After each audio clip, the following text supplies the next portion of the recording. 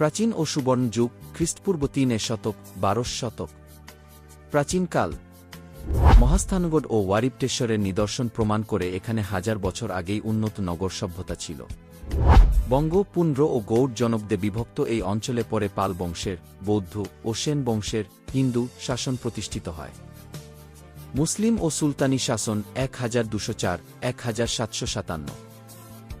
১২০৪ সালে ইখতিয়ার উদ্দিন মুহাম্মদ বিন বখতিয়ার খলজির বাংলা জয়ের মাধ্যমে মুসলিম শাসনের সূচনা হয়। পরবর্তীতে স্বাধীন সুলতান ও মুঘল সুবেদারদের আমলে বাংলা বাণিজ্য ও অর্থনীতিতে এতটাই সমৃদ্ধ হয় যে একে কি সোনার বাংলা কি বলা হতো।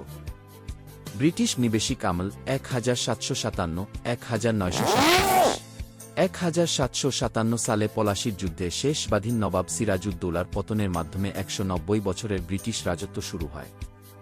দীর্ঘ সংগ্রাম ও আন্দোলনের পর ১৯৪৭ সালে দেশভাগ হয়ে বাংলাদেশ পূর্ব পাকিস্তান হিসেবে আত্মপ্রকাশ করে। ভাষা আন্দোলন ও স্বাধিকার ১৯৫২-১৯৭০। ১৯৫২ সালের ২১শে ফেব্রুয়ারি মাতৃভাষা বাংলার দাবায় রাজপথে রক্ত দেয় বাঙালি তরুণরা। এরপর ১৯৬৬ সালের ৬ দফা আন্দোলন ও ১৯৬৯ এর গণঅভ্যুত্থানের মাধ্যমে স্বাধিকার চেতনা চরম শিখরে পৌঁছায়। মহান মুক্তিযুদ্ধ ও স্বাধীনতা ১৯৭১।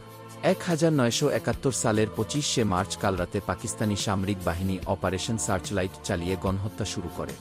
২৬শে মার্চ স্বাধীনতার ঘোষণার পর দীর্ঘ ৯ মাসের রক্তক্ষয়ী যুদ্ধে ৩০ লাখ শহীদ ও ২ লাখ মা বোনের আত্মত্যাগের বিনিময়ে ১৬ই ডিসেম্বর ১৯৭১ অর্জিত হয় চূড়ান্ত বিজয়।